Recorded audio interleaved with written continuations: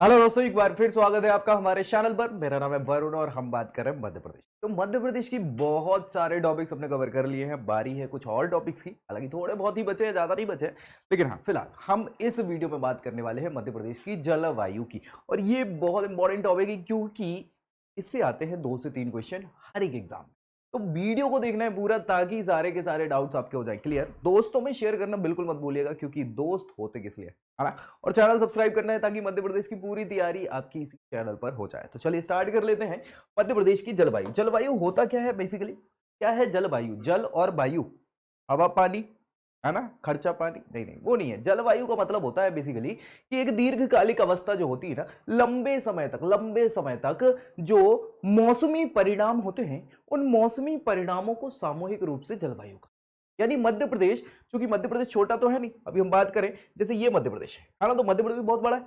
तो इस मध्य प्रदेश में अलग अलग जगहों पर सामूहिक रूप से कुछ समूहों तक 30-40 सालों के अंतराल में, यानी 30-40 सालों का जो डेटा है उसके बिहाफ पर किसी जगह की जलवायु डिसाइड करी जाती है ना। सो मध्य प्रदेश की अगर बात करें तो लगभग ये 5 क्षेत्र है, जलवायु क्षेत्र, जिनपे हम बात करेंगे, विस्तार से बात करेंगे। ये देखो उत्तर का मैदान है ये, है ना, उत्तर का मैदान।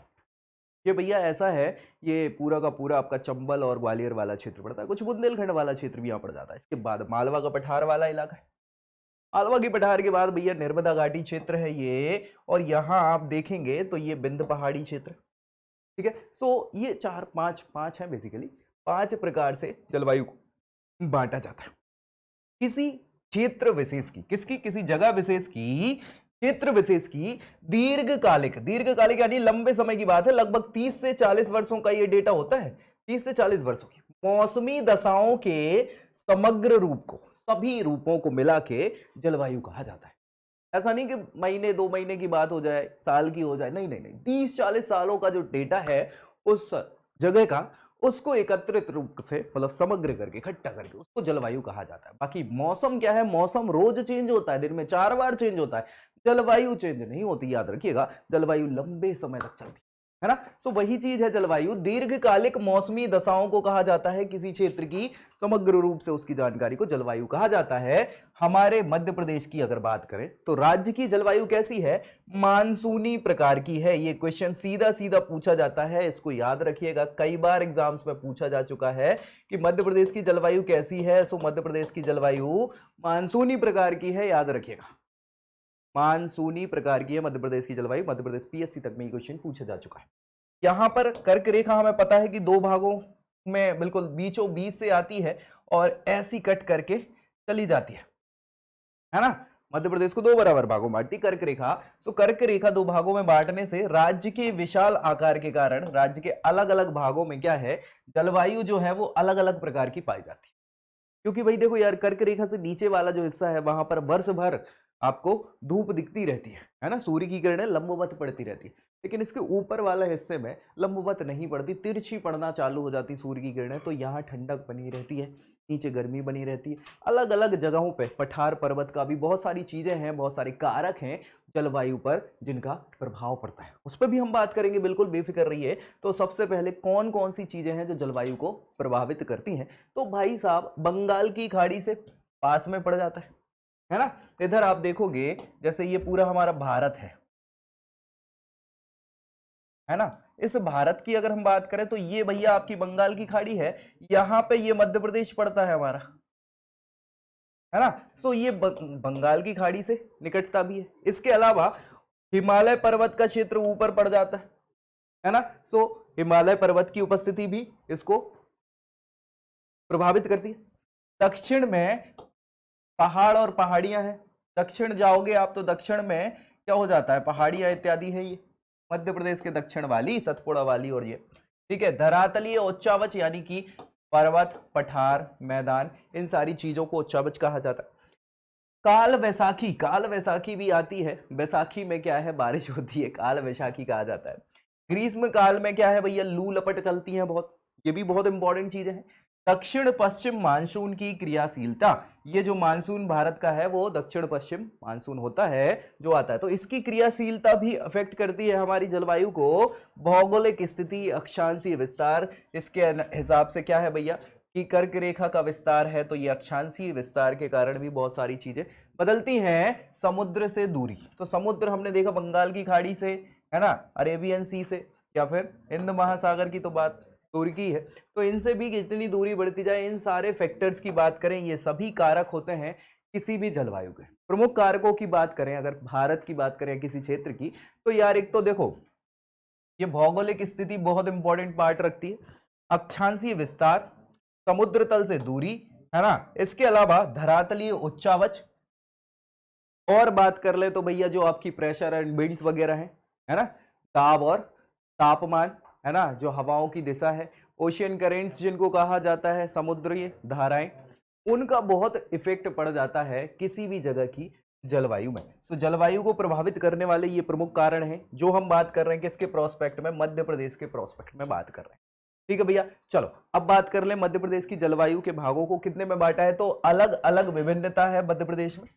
जलवायु की विभिन्नता के आधार पर राज्य को 5 भागों में बांटा गया है जलवायु के आधार पर। सबसे पहले मालवा का पठारी क्षेत्र है, ये पूरा का पूरा आप देख पा रहे होंगे, ये वाला जो क्षेत्र है ये मालवा का पठारी क्षेत्र कहलाता है। उत्तर का मैदानी क्षेत्र, ये पूरा का पूरा जो क्षेत्र है ये उत्तर का मैदानी क्षेत्र कहलाता है। विंध्य पर्वतीय क्षेत्र, तो ये विंध्य पर्वत वाला क्षेत्र है। और भी यार नर्मदा घाटी का क्षेत्र, ये पूरा आसपास का ये नर्मदा घाटी का क्षेत्र है। बघेलखंड का पठार, तो ये पूरा इलाका बघेलखंड के पठार के अंतर्गत आता है। ये 5 भागों में क्या है, मध्य प्रदेश की जलवायु को बांटा गया है। कौन कौन से, उत्तर का मैदान, मालवा का पठार, नर्मदा घाटी का क्षेत्र हो गया, विंध्याचल पर्वत और बघेलखंड वाला पठार, 5 भाग। ठीक है, इनमें भी अभी हम बात करेंगे एक एक चीज के बारे में बहुत अच्छे विस्तार से। तो मालवा के पठार की बात करें सबसे पहले, ये पूरा का पूरा जो क्षेत्र है ये मालवा पठार वाला रीजन कहलाता है मध्य प्रदेश का। इसकी बात कर लेते हैं, ये देख पा रहे हो मालवा का पठार, देख रहे हो, ये मालवा का पठार है। यहाँ की जो जलवायु है आप देखोगे तो ये सम जलवायु वाला क्षेत्र कहलाता है। कैसा सम जलवायु, मतलब ना ज्यादा गर्मी ना ज्यादा ठंडी, एक समान, सम। क्यों, क्योंकि भैया यहां से निकटता कहाँ की है, समुद्र कौन सा पड़ता है, अरेबियन सी पड़ता है, अरब सागर पड़ता है, तो वो निकटता है। क्योंकि यहां से आप भैया राजस्थान गुजरात पहुंच जाओगे, गुजरात के बाद सीधा सीधा क्या हो जाता है, अरब सागर, तो वो पास में पड़ता है, सम जलवायु।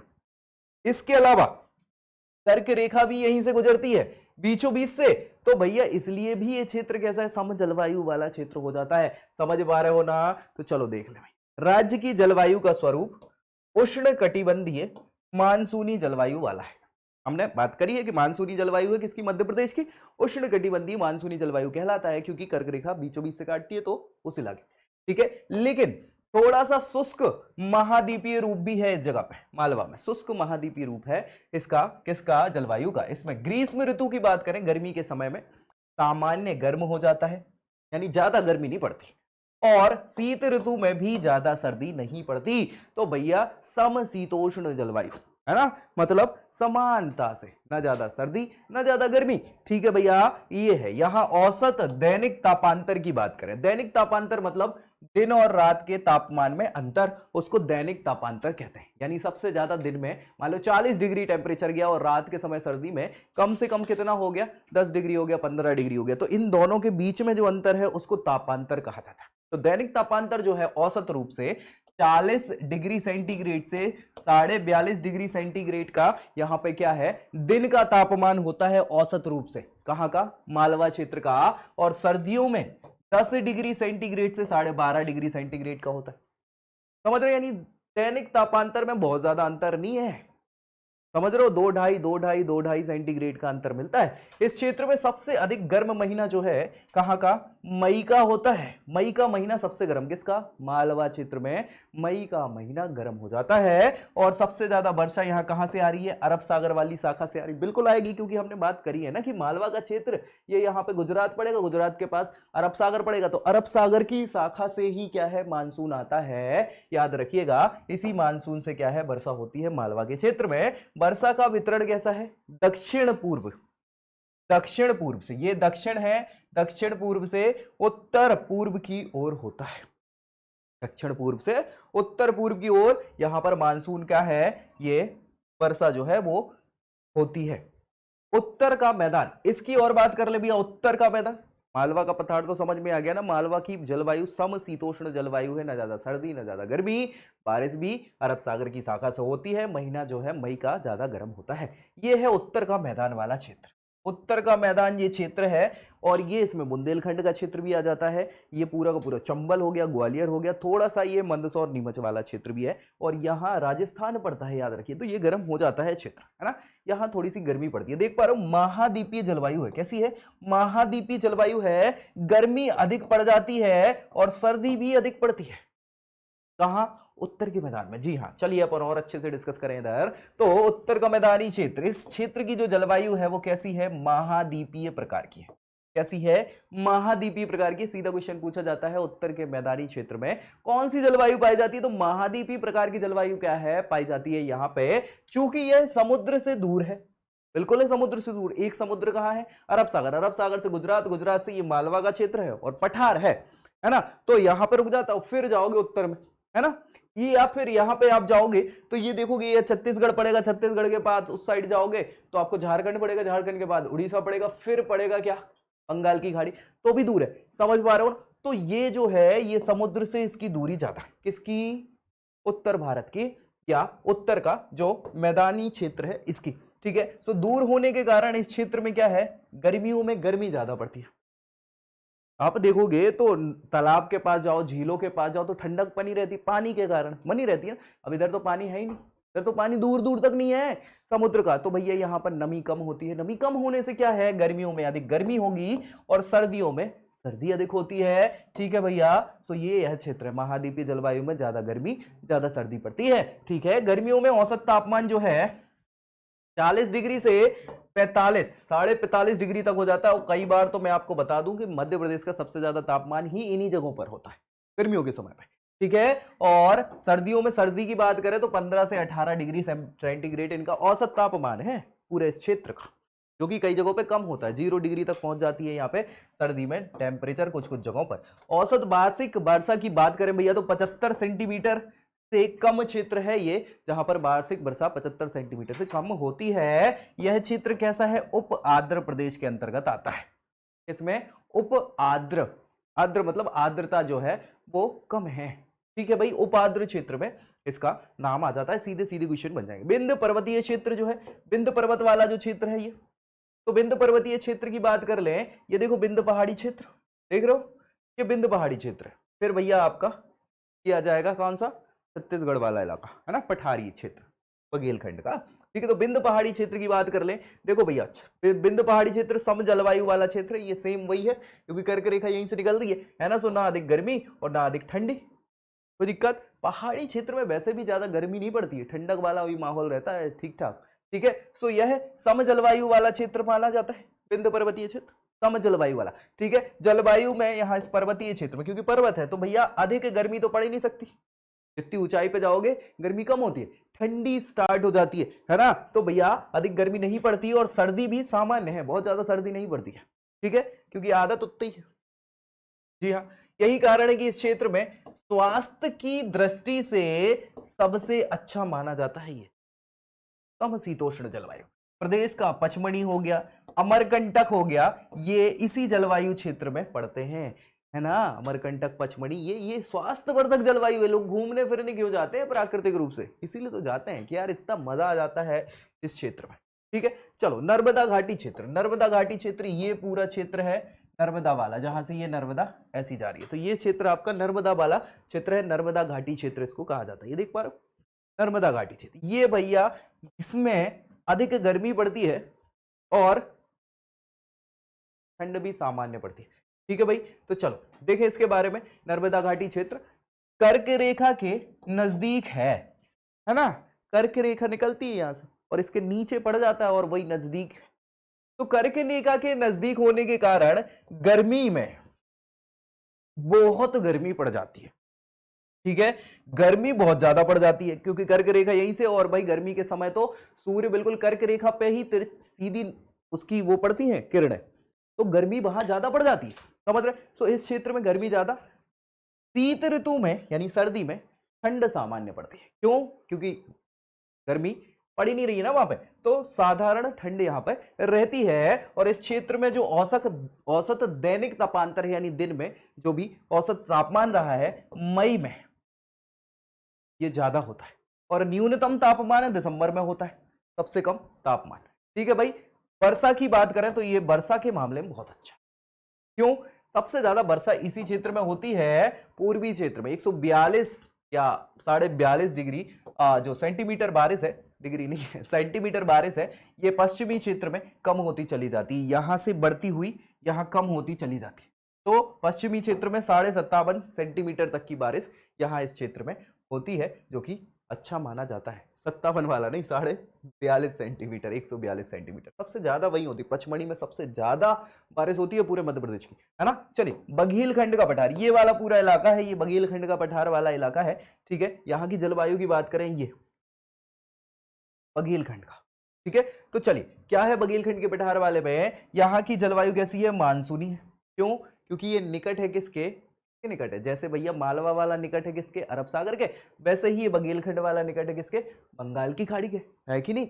हाँ भाई साहब, क्योंकि कर्क रेखा तो दोनों से गुजर रही है, बीचों बीच से ही गुजर रही है। इस क्षेत्र के गर्मी, उष्णाद्र और शीत ऋतु सामान्य और शुष्क होती है। ठीक है, औसत तापमान अगर बात करें गर्मियों का 35.5 डिग्री सेंटीग्रेड रहता है। 35.5 डिग्री ठीक ठाक है, बहुत ज्यादा नहीं है। 125 सेंटीमीटर की वार्षिक वर्षा इस जगह पे होती है अच्छे खासे तौर पे। और यहाँ पे जो वर्षा जो होती है वो बंगाल की खाड़ी श्रेणी से थोड़ी सी ज्यादा होती अरब सागर वाले से भी है, लेकिन इससे भी ज्यादा होती है। चलिए, यहाँ जलवायु क्षेत्र और इनकी विशेषताओं पे बात कर ले। शॉर्ट एंड स्वीट में जो 5 प्रकार की हमने बात करी है, तो मालवा का पठार कैसा है? मालवा का पठार वाला जो क्षेत्र है, ग्रीष्म ऋतु में गर्मी ज्यादा नहीं पड़ती, समशीतोष्ण जलवायु है, सम जलवायु। शीत ऋतु में सामान्य ठंडी। ठीक है, उत्तर भारत का मैदान ऊपर है ना, और दोनों से दूर है, चाहे अरब सागर हो चाहे समुद्र से दूरी है। तो भैया यहाँ पे गर्मी में ज्यादा पड़ती है गर्मी, और सर्दी में ज्यादा पड़ती है सर्दी। ठीक है, अब भैया बात करें विंध्य पर्वतीय क्षेत्र, पर्वत वाला क्षेत्र है, तो गर्मी तो नहीं पड़नी है ना। सो ग्रीष्म ऋतु में गर्मी कम, शीत ऋतु में ठंडी भी ठीक ठाक पड़ती। नर्मदा घाटी क्षेत्र, नर्मदा घाटी क्षेत्र कर्क रेखा के पास में, तो भैया ग्रीष्म ऋतु में गर्मी ज्यादा, शीत ऋतु में ठीक ठाक ठंडी, साधारण ठंडी। बहुत ज्यादा ठंडी मध्य प्रदेश में नहीं पड़ती, कुछ जगहों को छोड़ दे। बघेलखंड का पठार, ग्रीष्म ऋतु में गर्मी ज्यादा और शीत ऋतु में ठंडी ठीक ठाक। ठीक है, सो ये गर्मी ही ज्यादा है, हमारे यहाँ सर्दी बहुत ज्यादा पड़ती नहीं है, कुछ इलाकों को छोड़ दे तो, है ना। 0 डिग्री तक चला जाता है टेम्परेचर जी, कुछ कुछ जगहों पे ऐसा होता है, बिल्कुल होता है। तो ये तो हमने शॉर्ट एंड स्वीट में बात कर ली जलवायु की। अब ऋतुओं की और बात कर ले भैया, ऋतुएं, है ना। सो ऋतुएं, सीजन्स की हम बात कर रहे हैं, और ऋतुएं होती है 3। कितनी? 3 ऋतुएं, बड़ी बड़ी ऋतुएं हैं। ऋतुओं को जलवायु के आधार पर 3 भागों में बांटा जाता है। कितने भागों में? 3 भागों में बांटा जाता है। और वो कौन कौन सी है भैया? प्रमुखता ये 3 ही ऋतु होती हैं। ग्रीष्म ऋतु जिसको गर्मी कहा जाता है, गर्मी पड़ जाती है। वर्षा ऋतु जिसको चौमासा बारिश कहा जाता है। शीत ऋतु मतलब ठंडी का समय, ये आपका शीत ऋतु है। तो 3 प्रमुख ऋतुएं हैं मध्य प्रदेश में, ये होती हैं। हालांकि बसंत शरद भी आती हैं, लेकिन वो शॉर्ट एंड स्वीट है, बहुत कम आती है, ऐसे ही मतलब समझ में नहीं आता। बड़े लेवल पे ये 3 ही ऋतुएं मानी जाती हैं। ग्रीष्म ऋतु को देखें अगर, तो भैया ग्रीष्म ऋतु मार्च से स्टार्ट हो जाती है। मार्च से मध्य प्रदेश में ग्रीष्म ऋतु स्टार्टिंग मान ली जाती है, और ये जून तक रहती है, बल्कि मध्य जून तक रहती है। ठीक है, क्योंकि जुलाई से तो मानसून चालू हो जाता है ना। सो मध्य जून तक रहता है, इसमें प्री मानसून के बौछारें होना चालू हो जाती हैं जून में। तो गर्मी यही है, मार्च से लेके मध्य जून तक गर्मी पड़ती है। और मार्च के पश्चात क्या है, तापमान बढ़ना चालू हो जाएगा। मार्च में स्टार्ट हो रही है गर्मी, स्टार्ट हो रही है तो गर्मी पड़ना ज्यादा होती रहती है। मार्च से बढ़ता जाता है टेम्परेचर, और पूरे राज्य में मई में पड़ती है लू, है ना। बिल्कुल, मई के समय तो आप मान लीजिए कि 30 डिग्री सेंटीग्रेड से हर जगह पे ऊपर हो जाता है टेम्परेचर। मध्य प्रदेश का हर जगह 30 डिग्री से ज्यादा है। और बिल्कुल उत्तर भारत वाले इस क्षेत्र में, तो मध्य प्रदेश के उत्तर वाले क्षेत्र में, यहाँ तो लू के लपेड़े ऐसे पड़ते हैं कि आए है निकलने में शर्म आती है। शाम को 6 बजे भी लू ऐसे पट्ट से पड़ती है कि लगता है क्या ही हो गया। ठीक है, चलिए, मई में उत्तर पश्चिमी मध्य प्रदेश, उत्तर पश्चिमी मध्य प्रदेश ये वाला क्षेत्र, इसमें सबसे ज्यादा तापमान होता है जिसकी हम बात कर रहे हैं। इस समय ग्वालियर, मुरैना, दतिया और दक्षिण में बालाघाट में क्या है भैया, 42.5 डिग्री टेम्परेचर हो जाता है औसतन, और 40 डिग्री सेंटीग्रेड की समताप रेखा यहीं से गुजरती है, दो बराबर भागों से काटती है ना। तो भैया 40 डिग्री का तो टेम्परेचर पूरे में पड़ता ही है। यहां पर याद रखिएगा गर्मी में 40 डिग्री की समताप रेखा गुजरती है, मध्य प्रदेश को दो बराबर भागों में विभाजित करती है। तो ये अपने आप में बहुत इंपॉर्टेंट क्वेश्चन है और कई बार पूछा जा चुका है। कितने डिग्री की? 40 डिग्री की समताप रेखा, इसलिए ये टेम्परेचर जो है 40 के आसपास पूरे मध्य प्रदेश में देखने को मिल जाता है। इसमें आगे बात करें, ग्रीष्म ऋतु को युनाला कहा जाता है। ये क्वेश्चन कम से कम 50 बार पूछा जा चुका है मध्य प्रदेश के एग्जाम में। युनाला किसे कहा जाता है? तो युनाला जो है ये ग्रीष्म ऋतु को मध्य प्रदेश में कहा जाता है, युनाला। ठीक है, युनाला। और मंडला, शहडोल, सिवनी, छिंदवाड़ा, बैतूल, ये जो है वो उस जो समताप रेखा है 40 डिग्री की, इसके पास में पड़ते हैं, याद रखिएगा।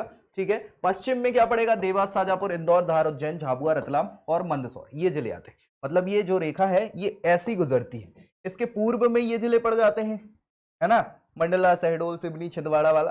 दूसरा क्या है भैया? पश्चिम में क्या पड़ेगा? देवास, शाजापुर, इंदौर, धार, उज्जैन, झाबुआ वाला क्षेत्र पड़ जाता है। ये 40 डिग्री की समताप रेखा ऐसे निकलती है, मध्य प्रदेश को दो बराबर भागों में बांट देती है। यह ऋतु साधारणतः कैसी है? सूखी रहती है। सूखी सूखी मतलब गर्मी, हवाओं में नमी नहीं रहती, बिल्कुल हवाएं सूखी सूखी ऐसी चलती रहती है कि आर्द्रता इनमें होती नहीं है। और इस ऋतु में पूरे मध्य प्रदेश में आकाश साफ रहेगा, है ना, बहुत ही साफ रहता है। धूल भरी हवाएं चलती हैं जिनको लू कहते हैं। क्वेश्चन पूछ लिया जाता है लू कब चलती हैं? तो लू भैया मध्य प्रदेश में कब चलेगी? गर्मी के समय में, जून में, मई जून में लू चलती है। याद रखिएगा, ये धूल भरी बहुत ही गर्म हवाएं हैं जो संपूर्ण उत्तर भारत में चलती हैं और पाकिस्तान में भी चलती हैं, याद रखिएगा। ठीक है, चलिए वर्षा ऋतु की बात कर ले। वर्षा ऋतु जो है ये जून में स्टार्ट हो जाती है। जैसे हमें पता है कि भैया जो मानसून आना चालू होता है वो 1 जून को बिल्कुल टकरा जाता है केरल में, है ना, स्टार्ट हो जाता है। लेकिन हमारे यहाँ थोड़ा सा आते आते समय लग जाता है उत्तर मध्य प्रदेश में पहुंचते पहुंचते। तो मध्य जून में प्रारंभ माना जाता है मध्य प्रदेश में क्या? मानसून का। ठीक है, जून में क्या है? उत्तर पश्चिमी भारत में न्यून वायुदाब का क्षेत्र ऐसा केंद्र बन जाता है और सागर के ऊपर जो हवाएं बहती हैं वो जाके कहां पहुंचने लग जाती हैं? यहीं आने लग जाती है भारत की ओर। और उसी के कारण क्या है? वायु में नमी आ जाती है, आर्द्रता आ जाती है और वर्षा, धूप की कमी, अधिक आर्द्रता होने के कारण तापमान कम होना चालू हो जाता है और जुलाई के पश्चात जो है तापमान एक समान हो जाता है। ठीक है, और क्या, जुलाई माह में पूरे पूर्वी राज्य से अधिक वर्षा होना चालू हो जाती है, जबकि पश्चिम की ओर वर्षा कम होना चालू होती है। देखो यार, पूर्व से पश्चिम की ओर ही होती है वर्षा, यानी कि ऐसा होना चालू होता है। यहाँ अच्छी खासी बारिश होती है इस क्षेत्र में, यहाँ कम होना चालू हो जाएगी, कम होना चालू होगी, इस जगह पे बिल्कुल कम हो जाती है। ठीक है, ऐसा है। तो पूर्व से पश्चिम की ओर वर्षा कमी देखने को मिलती है ना। और इसके बाद यह प्रतिरूप जो है अगस्त और सितंबर में मिलता रहता है। कुल मिला के बारिश का मौसम जो है, वर्षा की बात करें तो 100 से 120 दिन तक रहती है बारिश का मौसम। ठीक है, यानी जिसको हम वर्षा ऋतु कह रहे हैं। तो वही है ये क्षेत्र आपका जुलाई में स्टार्ट हो जाएगा, सॉरी जून में स्टार्ट हो जाएगा, जुलाई, अगस्त, सितंबर, बस खत्म। ठीक है, मैक्सिमम सितंबर तक चलेगा, उसके बाद बारिश खत्म। ठीक है, वर्षा ऋतु में आगे बात करें तो पठारी और पहाड़ी जो क्षेत्र है मध्य प्रदेश के, जैसे सतपुड़ा वाला क्षेत्र हो गया, विंध्याचल वाला क्षेत्र हो गया, है ना, अरावली का कुछ थोड़ा मोड़ा पोर्शन, 2 के से लग जाए तो, है ना, और ये पठार वाला, मालवा का पठार का इलाका है आपका, मध्य भारत का पठार है, बुंदेलखंड का पठार वाला इलाका। तो पठारी और पहाड़ी क्षेत्र पर्याप्त है मध्य प्रदेश में, तो यहाँ पर ज्यादा वर्षा हो जाती है क्योंकि यहाँ पर बादल को रुकने का मौका मिल जाता है, टकराने का मौका मिल जाता है और बारिश वहां ज्यादा होती है। ठीक है, क्योंकि ऐसे स्थलों की ऊंचाई ज्यादा होती है। अब ज्यादा होगी तो वो बादल टकराएंगे उन जगहों से और बारिश कराएंगे। ठीक है, सतपुड़ा के महादेव पर्वत मतलब जहां धूपगढ़ चोटी है, चौरागढ़ चोटी है, जो मध्य प्रदेश की दोनों सबसे बड़ी चोटियां हैं। सबसे बड़ी चोटी कौन सी? धूपगढ़, उसके बाद चौरागढ़। ठीक है, सो तामिया के पठारी क्षेत्र, यहां पर औसत वर्षा जो है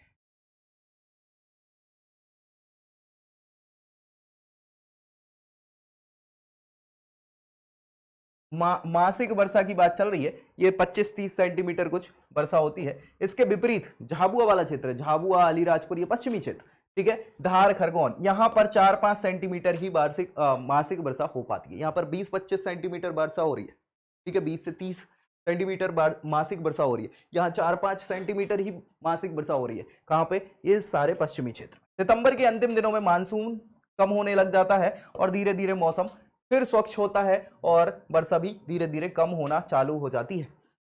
अक्टूबर आते आते वर्षा की मात्रा खत्म हो जाती है और इसके कारण तापमान फिर बढ़ जाता है। इसलिए सितंबर अक्टूबर जो गर्मी है इसे ही कहा जाता है द्वितीय ग्रीष्म ऋतु। और ये क्वेश्चन पूछा जाता है द्वितीय ग्रीष्म ऋतु मध्य प्रदेश में कब आती है या किसे कहा जाता है।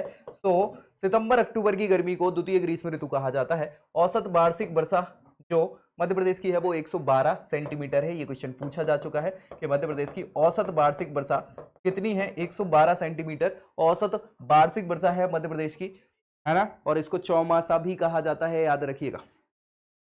वर्षा के आधार पर मध्य प्रदेश के क्षेत्रों को बांटा गया है, कहां ज्यादा वर्षा होती है, कहां औसतन वर्षा होती है, कहां कम वर्षा होती है। तो अधिक वर्षा वाले क्षेत्र कौन कौन से हैं, राज्य के पूर्वी हिस्से, ये वाले क्षेत्र जो हैं ये पूर्वी हिस्से अधिक वर्षा वाले क्षेत्र हैं जहां 150 सेंटीमीटर से अधिक वर्षा होती है। जिनमें आता है पचमढ़ी, सबसे ज्यादा मध्य प्रदेश में वर्षा यही होती है। महादेव पर्वत वाला क्षेत्र इसी में है। मंडला, सीधी, बालाघाट, इन जगहों पर, ये बालाघाट है, ये मंडला है, यहां पर सीधी वाला क्षेत्र है, ठीक है। और ये होशंगाबाद वाला जो क्षेत्र है ना यहाँ पे, ठीक, यहाँ पर क्या है, महादेव पहाड़ी वाला क्षेत्र। तो यहाँ पर सबसे ज्यादा पचमढ़ी में पूरे मध्य प्रदेश में 199 सेंटीमीटर मतलब 200 सेंटीमीटर की वर्षा होती है, सबसे ज्यादा मध्य प्रदेश में, याद रखिएगा। ये क्वेश्चन कई बार पूछा जाता है। औसत से अधिक वर्षा वाले क्षेत्र बैतूल, छिंदवाड़ा, सिवनी, होशंगाबाद, नरसिंहपुर ये आते हैं। और पूर्वी भाग में स्थित होने के कारण इन जिलों में अधिक आर्द्रता से अधिक वर्षा होती है और 125 से 150 सेंटीमीटर इनकी वार्षिक वर्षा होती है इन क्षेत्रों में। कहां कहां हो जाती है, यह है छिंदवाड़ा, यह है सिवनी, यह है बैतूल, यह है होशंगाबाद, ठीक है, ये नरसिंहपुर, इन सारी जगहों पर क्या है, औसत से अधिक मतलब 125 से 150 सेंटीमीटर वर्षा होती है। औसत क्षेत्र 75 से 100 सेंटीमीटर वाला क्षेत्र जो है ये औसत वर्षा का क्षेत्र कहलाता है। और भैया उत्तर पूर्वी क्षेत्र इसके अंतर्गत आता है, मतलब मध्य उच्च पठार, बुंदेलखंड का पठार, रीवा पन्ना का पठार, ये जगह जो है ये भैया औसत वर्षा वाले क्षेत्र में आती हैं। इसमें वायुमंडलीय आर्द्रता कम हो जाती है और क्षेत्रीय स्थलाकृतियों का प्रभाव पड़ जाता है, तो कम ज्यादा हो जाती है वर्षा। औसत वार्षिक वर्षा 75 से 100 सेंटीमीटर वाला क्षेत्र ये आपका पूरा हो जाता है। इसके बाद कम वर्षा वाला क्षेत्र पश्चिमी क्षेत्र है। राज्य का पश्चिमी क्षेत्र जो है वो निम्न वर्षा वाला क्षेत्र है, जहां पर कम वर्षा होती है। कम वर्षा मतलब 50 से 75 सेंटीमीटर वाला क्षेत्र, 50 से 75 सेंटीमीटर साल भर में वर्षा होती है। और निम्न वर्षा होने का कारण क्या है, मानसून का जो आर्द्रता है वो न्यून होती जाती है पूर्व से पश्चिम की ओर, और दक्षिण पूर्वी मानसून यहां तक पहुंचते पहुंचते जब आता है उसमें आर्द्रता कम हो जाती है और कई बार खत्म हो जाती है, इसलिए वर्षा यहाँ पे कम होती है। तीसरी चीज ये है कि इन जगहों पर रोकने के लिए व्यवस्था नहीं है ना। राज्य का नीमच, मंदसौर, रतलाम, झार, झाबुआ, ये पूरा नीमच, मंदसौर, है ना, धार, झाबुआ, अलीराजपुर वाला क्षेत्र और ये पूरा क्षेत्र, ये जो क्षेत्र है पश्चिमी क्षेत्र, यहां पर कम वर्षा होती है, ठीक है। भिंड, गौहद जगह का नाम है, ये भिंड है और भिंड में गौहद जगह का नाम है, वहां पर सबसे कम वर्षा होती है, याद रखिएगा, ये कई बार पूछ लिया जाता है। और इस राज्य की अधिकांश वर्षा दक्षिण पश्चिमी मानसून से ही होती है। मध्य प्रदेश में हमें पता है दक्षिण पश्चिमी मानसून जो आता है अरब सागर की शाखा वाला, वहीं से मध्य प्रदेश में ज्यादा वर्षा होती है। चलिए, चौमासा भी कहा जाता है वर्षा ऋतु को, ये याद रखिएगा, पूछा गया क्वेश्चन। शीत ऋतु की बात कर लेते हैं, ठंडी। तो भैया अक्टूबर के बाद आता है नवंबर, और नवंबर से फरवरी, नवंबर, दिसंबर, जनवरी, फरवरी 4 महीने की क्या है भैया सर्दी होती है। और 23 सितंबर से सूर्य क्या है, दक्षिणायन होना चालू हो जाता है। 23 सितंबर के बाद दक्षिण में जाना चालू हो जाता है, यानी कैप्रिकॉर्न में जाना चालू हो जाता है, मकर रेखा में, ठीक है। सो इसके साथ ही औसत तापमान धीरे धीरे कम होने लग जाता है क्योंकि गर्मी कम मिलती है, ठीक है, सूर्य की किरणें। संपूर्ण मध्य प्रदेश का तापमान 20 डिग्री से 26.5 डिग्री के आसपास हो जाता है और 21.5 डिग्री की, याद रखिए 21.1 डिग्री की समताप रेखा जनवरी के महीने में राज्य को उत्तर और दक्षिण 2 भागों में काट देती है, विभाजित कर देती है। संपूर्ण उत्तर राज्य में तापमान 15 सेंटीग्रेड से 18 सेंटीग्रेड, उत्तर में ये इधर बीचों बीच से काटेगी तो उत्तर में क्या हो जाएगा, 15 से 18 डिग्री सेंटीग्रेड के मध्य रहता है। और भैया साफ रहता है मौसम, हवाएं धीरे धीरे चलती हैं और आकाश स्वच्छ रहता है। रात्रि में तापमान धीरे धीरे गिरना लग जाता है ऊंचे पठारी पहाड़ी इलाकों में, ठीक है। यहां पर कोहरा पड़ना चालू होता है या पाला लगना चालू हो जाता है, ये पूछा जाता है कि पाला या कोहरा कब लगता है, तो शीत ऋतु में लगना चालू हो जाता है। दिसंबर जनवरी का महीना ये सबसे विकराल रूप धारण करता है क्योंकि यहाँ ठंडी बहुत ज्यादा पड़ती है। पश्चिमी विक्षोभ जो है वेस्टर्न डिस्टर्बेंस कहलाता है, भूमध्य सागरीय हवाएं जो है वो चलती है, हालांकि हमारा जो हिमालय पर्वत है वो उनको रोक लेता है, नहीं तो इतनी ठंडी पड़ती कि अपने यहाँ मध्य प्रदेश में भी स्नोफॉल होता, नहीं हो पाता क्योंकि हिमालय उनको रोक लेता है। लेकिन थोड़ी बहुत हवाएं तो आई जाती हैं, तो उनके कारण ठंडी पड़ती है। पश्चिमी विक्षोभ राज्य के उत्तर पश्चिमी भागों में हल्की सी वर्षा इनके कारण हो जाती है और इस वर्षा को मावट कहा जाता है। क्या कहा जाता है? मावट कहा जाता है, याद रखिएगा। ये अच्छी भी होती है कई बार। इस वर्षा की वजह से ठंडी तो बढ़ जाती है और लेकिन यहाँ पे फसल पक जाती है, गेहूं की फसल तेजी से पकती है इससे, ठीक है। मार्च तक आते आते सूर्य की स्थिति फिर बदलने लगती है, तापमान फिर बढ़ने लग जाता है और ग्रीष्म ऋतु फिर आना चालू हो जाती है। तो भैया साल भर हो गई, फिर गर्मी चालू हो गई, गर्मी के बाद वर्षा, वर्षा के बाद ठंडी, यही चलता रहता है। समझ पा रहे हैं? तो ये याद रखिएगा, मावट कहाँ चलती है? सर्दी में चलती है। ये पूछा जाता है युनाला किसे कहते हैं? सियाला कहा जाता है इसको, सर्दी को सियाला भी कहा जाता है, ठीक है। बहुत बढ़िया। जलवायु से संबंधित प्रमुख तथ्यों की बात कर ले। सूर्य उत्तरायण होना, उत्तर में आना 21 मार्च और 23 सितंबर भूमध्य रेखा पे ही होता है सूर्य, ठीक है। इस पर लंबवत चमकता है और इसी स्थिति में दिन रात बराबर होते हैं। कब? 21 मार्च और 23 सितंबर को दिन और रात बराबर होते हैं, 12-12 घंटे के, ठीक है। फिर इसके बाद उत्तर और दक्षिण होना चालू होता है, मतलब मार्च के बाद उत्तरायण होगा और 23 सितंबर के बाद दक्षिणायन होता है सूर्य, याद रखिएगा। 21 जून के दिन सूर्य जो है कर्क रेखा पर लंबवत चमकता है, इसीलिए सबसे बड़ा दिन होता है, याद रखिएगा। उत्तरी गोलार्ध पर तापमान बढ़ जाता है, सबसे बड़ा दिन 21 जून का होता है। अधिकांश वर्षा जो है मध्य प्रदेश में दक्षिण पश्चिमी मानसून से होती है, याद रखिएगा। रीवा पन्ना का जो पठार है, बघेलखंड वाला क्षेत्र है, इसमें दक्षिण पूर्वी मानसून से भी वर्षा होती है। दक्षिण पूर्वी मानसून यानी लौट के आता है जो मानसून, उससे होती है सर्दियों में, ठीक है। मध्य प्रदेश मध्य जून से सितंबर तक वर्षा होती है, ये हमने बात करी ली है, ठीक है। इसके अलावा सबसे ज्यादा वर्षा पचमढ़ी में होती है मध्य प्रदेश में 199 सेंटीमीटर, इसकी सबसे कम 55 सेंटीमीटर वर्षा होती है भिंड में। भिंड में भी तहसील है गोहद, वहां पे होती है, याद रखिएगा, ये क्वेश्चन पूछा जाता है। इसके अलावा औसत वर्षा हमने देख ली है मध्य प्रदेश की 112 सेंटीमीटर की है औसत वार्षिक वर्षा, और 75 सेंटीमीटर से कम वर्षा वाले क्षेत्र जो है वो कौन से हैं? पश्चिमी क्षेत्र, इस साइड वाले, ठीक है। 75 से अधिक वर्षा वाले क्षेत्र जो है वो पूर्वी क्षेत्र, ठीक है। पूर्वी क्षेत्र में वर्षा का औसत वर्षा कितनी क्या होती है? तो 140 सेंटीमीटर के लगभग पूर्वी क्षेत्र में वर्षा होती है, ठीक है। पश्चिमी क्षेत्र में 75 सेंटीमीटर के आसपास वर्षा होती है। दोनों को मिला लो तो ये 112 आ जाता है औसत तापमान, ठीक है। चलिए, औसत तापमान नहीं, औसत वार्षिक वर्षा। और बात करें तो 23 सितंबर से सूर्य क्या है? दक्षिण में होना चालू हो जाता है, दक्षिणायन कहलाता है, और सूर्य दक्षिणी गोलार्ध की ओर बढ़ने लग जाता है, जिससे सर्दी आना चालू हो जाती है। इससे ताप बढ़ नहीं जाता, ताप घटना है, ठीक है, घटता है, ठीक है, याद रखिएगा। दक्षिणायन होगा तो ताप घटना चालू हो जाएगा उत्तर में और हमारे यहाँ सर्दी आना चालू हो जाएगी।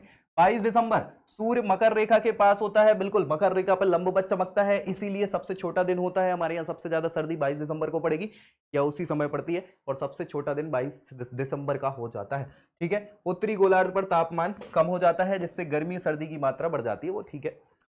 मध्य प्रदेश के ऋतु संबंधी आंकड़े एकत्रित करने वाली वेधशाला कहाँ है? ऋतु वेधशाला कहा जाता है इसको, इंदौर में स्थित है। और ये क्वेश्चन कई बार पूछा जा चुका है, 50 बार पूछा जा चुका है। मध्य प्रदेश में ऋतु वेधशाला यानी कि ये ऋतु से संबंधित आंकड़े जमा करने वाली वेधशाला है, इंदौर में स्थित है, ठीक है। कर्क रेखा मध्य प्रदेश से गुजरती है, बिल्कुल 14 जिलों से होकर गुजरती है मध्य प्रदेश के, ठीक है, और भारत के 8 राज्यों से गुजरती है।